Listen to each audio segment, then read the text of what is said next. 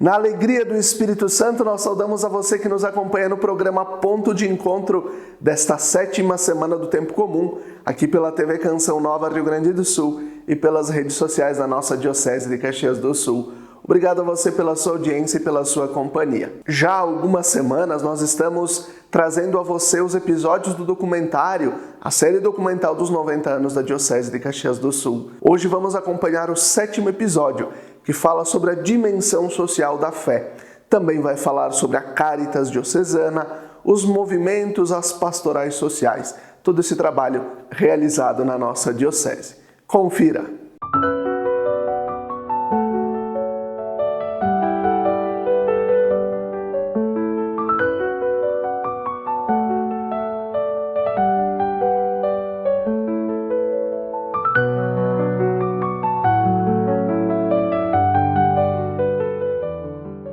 A Diocese de Caxias do Sul nasceu do sonho e das mãos de muita gente. Ao longo desses 90 anos, muito suor escorreu pelo rosto de muitos padres, religiosos, religiosas, leigos e leigas. Uma igreja que nunca olhou só para si, mas ofereceu de si para cuidar do povo de Deus em tantos recantos do Brasil e em outras partes do mundo.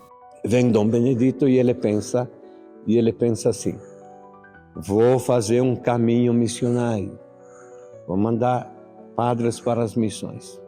E está registrado em algum lugar aí que ele teria dito assim: se eles não quiserem, volto eu para as missões. E ele funda o PDC, Pro Deo Currimus, um organismo para organizar. E ali então tem uma lista enorme, muitos padres, religiosas, também alguns leigos.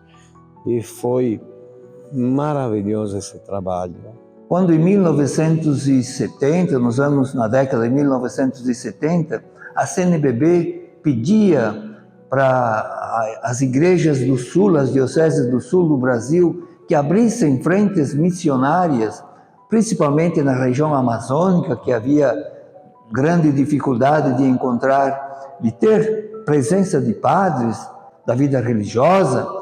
Então, tinha como referência aquilo que a Diocese de Caxias do Sul já fazia, principalmente já na Bahia, mas depois no Centro-Oeste, em Goiás, no Mato Grosso do Sul, Mato Grosso do Norte, depois no Pará, Rondônia. Então, a Diocese de Caxias do Sul era tomada como exemplo de uma diocese, de uma igreja que enviava missionários para a missão.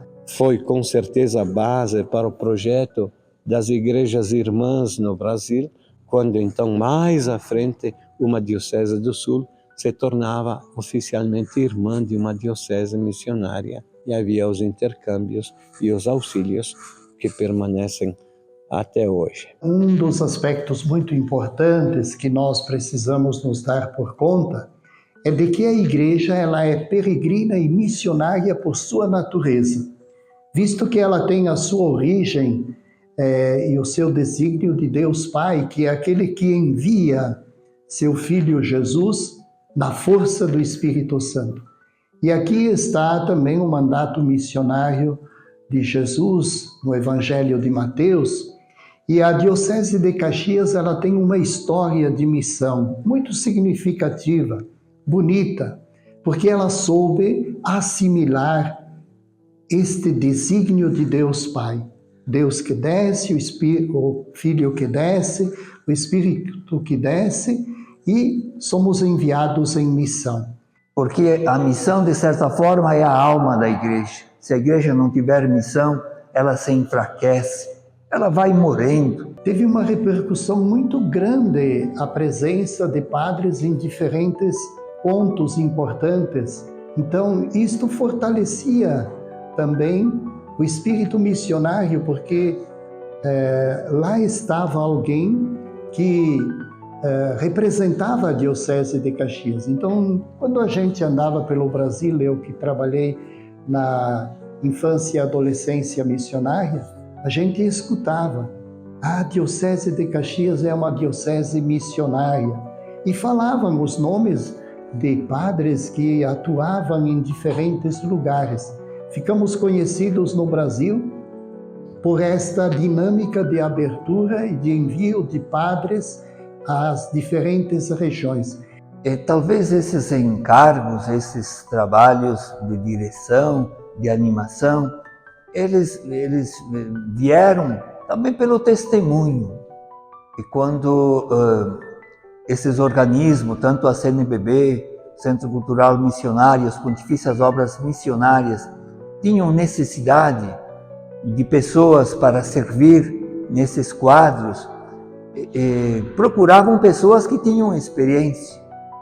Tanto o Padre João Panassolo, o Padre Jaime Gusberti, seja eu, tivemos experiências missionárias. E nesses organismos, quando tem uma pessoa que já tem uma experiência, um testemunho missionário, entende melhor esse trabalho de animação, de articulação, de motivação. Vemos que Dom Benedito, ele não só apenas enviou os padres, mas uma das preocupações grandes de Dom Benedito era ajudar os padres que iriam ser enviados em missão. E então ele o que faz? Ele cria o Centro de Orientação Missionária, o CAM. Era preparar os missionários, os padres leigos e leigas, para irem em missão. Mas também, quando eles voltavam, também vinham e traziam os seus testemunhos de vida. Portanto, o Centro de Orientação Missionária teve um papel fundamental, foi criado em 1970 com este objetivo de acompanhar os missionários, dando a eles também uma reflexão sobre a realidade, depois os fundamentos bíblicos, teológicos da missão.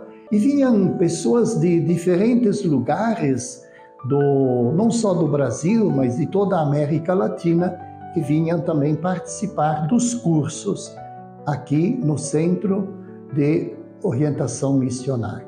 Foram momentos muito importantes na história. Também o Centro de Formação Missionária, aonde tinha de toda a América Latina representação, que vinham para estudar e para ter também elementos para continuar a missão. Tanto é que a nossa diocese era conhecida como a diocese missionária. Com Dom Benedito, os padres saíram para vários lugares, nós irmãos fomos longe também, fomos no Pará, fomos para Tocantins, aonde tinha mais necessidade. Tenho presente que o Dom Benedito, junto com o Monsenhor Pandolfo, junto com a Magda, com um grupo de militantes leigos que trabalhavam à época, conseguiram inclusive recursos da Advênia, que deu o dinheiro para fazer grande parte dessa obra que está aqui do Centro de Pastoral. E o COM, ele se tornou uma referência de formação de missionários nessa visão transformadora. Eu quero lembrar aqui, evidentemente, a Caritas era uma força, mas eu quero lembrar aqui, por exemplo, os cursos do COM. E lembro, eu fiz o curso do COM ainda antes do Monsenhor Pandolfo, no tempo do Orestes, que era de orientação missionária. Eu não fui missionário, mas fiz alguns projetos missionários.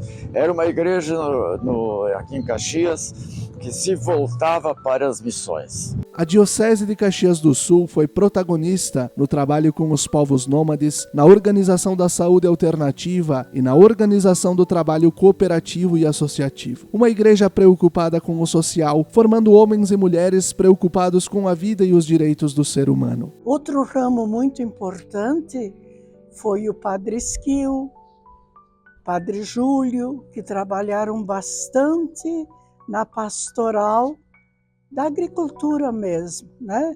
Dando condições, lutando por vida melhor. Também muitas de nós participamos disso. Ao longo da história, também foi marcante o Centro de Pesquisa em Direitos Humanos, nascido a partir de uma organização diocesana e de diversos grupos que procuravam dar proteção aos menos favorecidos. Veja, nós nascemos dentro da igreja, como Centro de Direitos Humanos, fomos nos tornando depois autônomos, fazendo um CNPJ institucional, mas sempre trabalhamos vinculado à instituição igreja, porque o princípio evangélico de transformação e de garantia de direitos faz parte da visão evangélica.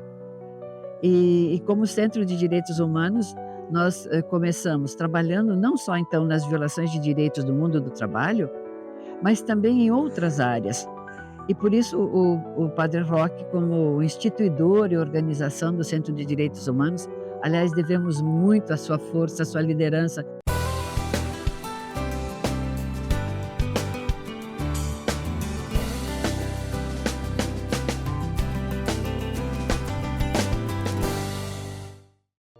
Lembrai-vos, ó Puríssima Virgem Maria, que jamais se tem ouvido que deixasseis de socorrer e consolar a quem vos invocou, implorando a vossa proteção e assistência. Assim, pois, animado com igual confiança, como a Mãe Amantíssima, ó Virgem das Virgens, a vós recorro, de vós me valho, gemendo sob o peso de meus pecados, humildemente me prostro a vossos pés. Não rejeiteis as minhas súplicas, ó Virgem de Caravaggio, mas dignai-vos de as ouvir propícia e de me alcançar a graça que vos peço. Amém.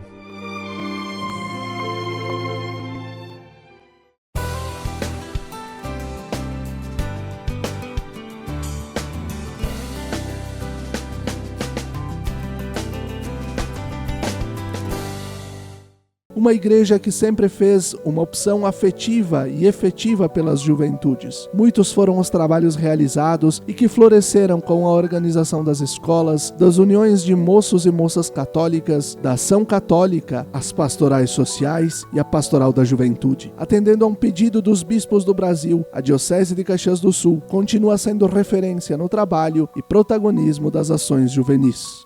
Eu tenho um documento que prova isso, que ele nos apoiou como institucionalmente quando nós estávamos trabalhando na Juventude Estudantil Católica, por exemplo, os que estavam na JOC, que era a Juventude Operária, os que estavam na JUC, que era universitária, os que estavam na Juventude Agrária, todos nós tínhamos apoio institucional e nos defendiam, inclusive no período da ditadura. Penso que a igreja sempre teve uma preocupação muito grande com a juventude, desde quando ela olha pelo CELAM e põe como realmente uma opção preferencial pela juventude. E aí, quando começa essa opção preferencial pela juventude, a gente percebe que não é uma opção preferencial só de nome, mas é uma opção de fato. E nós falávamos muito, e sempre falamos muito sobre a opção afetiva e efetiva, né? O afetivo é legalzinho, é bom, eu gosto do jovem aqui na igreja.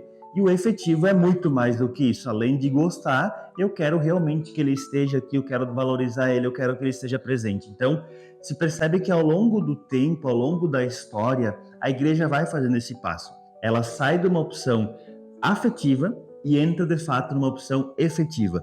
Principalmente quando a CNBB reúne todos os seus bispos para pensar a juventude para o Brasil, e aí nasce o documento 85 e toda a história do setor juventude. Eu penso que a igreja, sim, ela faz essa mudança da opção afetiva para a efetiva. E aí junta as duas, né, com o documento 85, junta as duas linhas como opção afetiva e efetiva pela juventude. Bom, a história da evangelização da juventude, ela é perpassada assim por essas etapas, um momento muito forte de pastoral da juventude, vindo na esteira das conferências episcopais da América Latina, que já vinha na esteira do Vaticano II, também um momento em que surgiram movimentos e que trouxeram também uma outra vitalidade, um outro espírito. A diocese ela tem um papel muito importante nesse processo de evangelização da juventude. Primeiro, porque se a gente for analisar, a igreja precisa trabalhar em unidade, né? Então não faria sentido os jovens trabalharem de uma forma diferente do que a igreja, do que a diocese diz. E a diocese como um todo, ela pode fornecer muitas ferramentas e também empoderar esses jovens. E é interessante porque lá no início você tinha ainda uma não compreensão do que era o setor juventude. Por quê?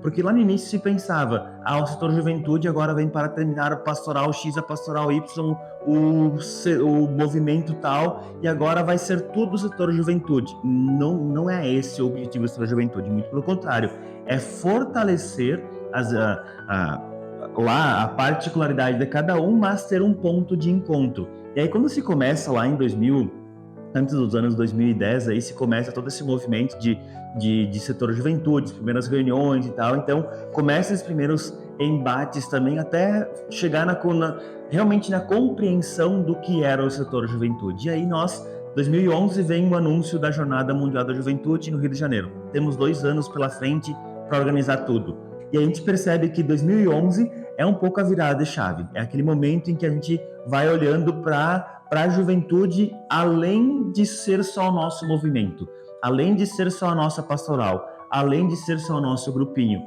não deixando de lado o nosso grupo, nossa pastoral, o nosso movimento, mas olhamos além. A igreja é muito mais do que isso. E claro, quando a gente participa de uma Jornada Mundial da Juventude, a gente percebe realmente tudo isso, né? A gente percebe o mundo inteiro que se encontra com o mesmo propósito, com o mesmo objetivo e que realmente vive a mesma fé. Então, eu penso que esta virada de chave foi muito importante para a compreensão do que é o setor juventude também. Hoje, o que a gente percebe que está mais forte é um trabalho de conjunto e que é um trabalho que tem que ser fortalecido, porque precisamos unir forças neste momento da história para conseguir também chegar a mais jovens e a mostrar o nosso rosto jovem na igreja. Isso é muito, muito importante. E um ponto que mostra o quanto a diocese valorizou o setor juventude dentro desses anos foi ele estar incluído dentro do plano de pastoral. Dentro do plano de pastoral a gente tem acesso a muitas outras iniciativas e também recursos que vão ajudar a construir essa evangelização da juventude. O trabalho do setor ele é praticamente todo construído por leigos, né? Tirando o nosso padre assessor, mas todos são jovens que se colocaram no lugar de protagonismo e construíram toda essa história do setor juventude dentro da diocese. Hoje a gente tem um setor muito organizado aqui dentro da diocese que consegue abranger os mais de 140 grupos que a gente possui e fazer essa comunicação para que a gente trabalhe em unidade. A Caritas Diocesana é o rosto e o braço da caridade da Igreja Católica. Ao longo da história, tanto já se fez. Muitas vidas foram salvas, tantas famílias puderam buscar ajuda para o seu sustento. Mirando a promoção humana, a Caritas Diocesana busca fortalecer e criar parcerias para impulsionar o cuidado dos mais necessitados. O objetivo da Caritas é a assistência social. É a preocupação com a dignidade humana de cada um e de cada uma. Então a Caritas ela tem uma história linda na Igreja Católica e também na Diocese de Caxias do Sul. Dos planos de pastoral a gente lembra o mutirão de erradicação da fome e da miséria, as 2.000 ações em favor da vida. Nós lembramos que ali também nós organizávamos nenhuma comunidade sem o serviço da caridade organizada, a Caritas Diocesana. Então, tudo isso combinava para que houvesse ali aquela dimensão mais voltada para as questões sociais. Por isso nasceu a Escola de Fé e Política. Que muitas pessoas vieram fazer este curso e começaram a se comprometer com as lideranças da Igreja Católica, né? Também promovendo a vida, também realizando essa promoção humana entre todos. Eu lendo, né, um pouco dessa história que começou com as mulheres voluntárias que faziam parte das paróquias, né? Através da costura, onde as roupas elas faziam toda a customização para depois serem doadas. Nós podemos lembrar aqui da questão da economia solidária. Economia solidária, inclusive, já faz conferências, agências já é constituída a nível de diocese, a nível de Caxias, a nível de regional. Também destacamos aqui o projeto que foi realizado com a reciclagem, né? Os profissionais, as pessoas, onde se organizaram através das cooperativas, né? Então a Caritas foi fundamental para a organização das cooperativas dos recicladores. A Caritas, a partir de abril de 2024, está com esse compromisso. Um desejo muito grande do nosso bispo, Dom José, e de todo o clero, do recomeço, da retomada da Caritas. Hoje, na Diocese de Caxias do Sul, atuam diversas pastorais sociais no cuidado e valorização de quem mais precisa. A Pastoral da Criança, a Pastoral da Dignidade da Mulher, a Pastoral das Pessoas em Situação de Rua, a Pastoral Carcerária, o Centro de Atendimento ao Migrante, a Pastoral do Menor, a Pastoral da Educação, a Comissão do Ecumenismo, a Comissão Missionária, o Conselho de Leigos, a Pastoral da Saúde, a Pastoral da Pessoa Idosa, a Comissão Pastoral da Terra, a Pátina e as comunidades eclesiais de base, dentre outras. Nós cuidamos, através da igreja, porque sempre a Pastoral da Criança, a sua base é a evangelização, fazendo visitas mensais, observando os indicadores de oportunidade de conquista e da saúde da criança. Então nós levamos isso, a gente nunca fala assim, o trabalho da Pastoral da Criança não é um trabalho, é uma missão que Jesus nos deu e aí, através da igreja. Então o nosso cuidado é levando orientações para as mãezinhas, fazendo os encaminhamentos quando necessários e acompanhando ao longo de visita mensal. Então a gente todos os meses tem o contato tanto com as mãezinhas quanto com as crianças. Toda vez que você deu para alguém que tinha sede um copo de água, para quem estava nu, você vestiu, para quem estava preso, fosse visitar.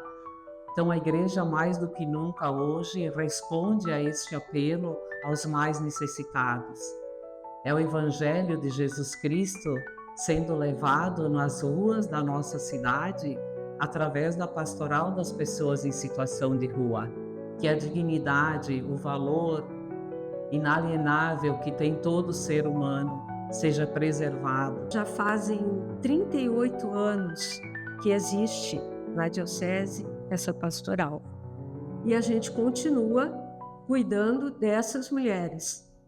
Tá? O cuidado com elas é muito importante e a gente é como um instrumento assim da presença de Deus no meio dessas mulheres. A gente segue aquilo que Jesus nos ensina, né? Então, Jesus deixou as 99 e foi atrás de uma que estava perdida. Então, a pastoral tenta fazer mais ou menos a mesma coisa, seguir aquilo que Jesus fez no Evangelho da Ovelha Perdida. A gente segue, de repente, aquela que mais está precisando de amor, de carinho, né?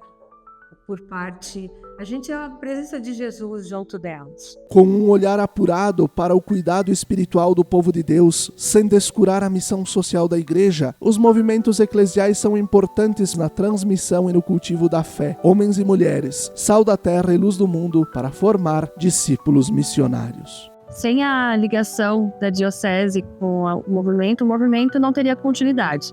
Então, a importância da igreja para o movimento de Emaús e para todos os movimentos é essa continuidade que o jovem que participa do curso depois possa dar sequência nessa caminhada de fé, através das formações, através até propriamente dos espaços físicos que a diocese proporciona para o movimento. Através dessa evangelização dos jovens em Emaús, a caminhada continua principalmente na igreja. E a igreja somos todos nós. Os movimentos, então, contribuem com um papel muito importante em evangelizar na nossa diocese em Caxias do Sul. Quando a gente olha para dentro das paróquias, os movimentos estão lá com força total nos pilares, dos serviços, nas comunidades, na oração, na formação. E essa caminhada começa lá, quando as pessoas, as famílias, os jovens, as crianças ingressam nos movimentos. A diocese tem um cuidado todo especial com os movimentos, sendo que mensalmente se reúnem para formações, trocas de experiências e boas práticas. A diocese colabora com os movimentos e eu falo em específico com o movimento do chamar, que esse chamar que colabora com a terceira idade. A Diocese nos oferece sacerdotes para bem celebrarmos esses nossos retiros com relação aos participantes. A Diocese também nos estimula para que cada vez mais busquemos aqueles que estão necessitados de retiros e também aqueles que mais precisam encontrar Jesus. Entre os movimentos que atuam na Diocese de Caxias do Sul estão a Renovação Carismática Católica, o Cenáculo de Maria, o Emaús, o Movimento de Casais Jovens, o Chamá, o Cursílio, as equipes de Nossa Senhora, o Curso de Liderança Juvenil, o Opus Dei, o Movimento Um Só Coração, a Associação dos Dirigentes Cristãos de Empresas, a Lareira, o Encontro de Casais com Cristo, os Focolares, o Movimento Sentinelas, a Comunidade Oásis e a Comunidade Rainha da Paz. E também temos a riqueza aqui da vida consagrada, nas suas várias expressões. Nós somos consagrados pelo batismo, todos como discípulos missionários de Jesus. Mas a vida consagrada, ela é uma vocação especial, para uma missão especial. Então, uma nova consagração em vista dessa missão. Eu acho que naquilo que nós tínhamos, uma igreja de comunhão, uma igreja de participação, uma igreja em saída, uma igreja, portanto, de missão, eu comungo com esse ideal. Comungo com o ideal que o Papa Francisco nos coloca de uma igreja em saída, de uma igreja presente, de uma igreja hospital de campanha, de uma igreja que possa sentir a realidade do seu povo e com o seu povo se solidarizar, anunciando o Evangelho, lutando pela grande causa do Reino de Deus. Eu penso que este é o caminho que nós vamos trilhando enquanto igreja. Nascida do sonho dos descendentes dos imigrantes italianos, levada à frente por tantas culturas, a Diocese de Caxias do Sul é um retrato histórico que se expressa de diversas formas, no cuidado com os pequeninos do Senhor, na evangelização e promoção humana, mas também na beleza da arte e cultura de um povo de muitos traços, vozes e jeitos.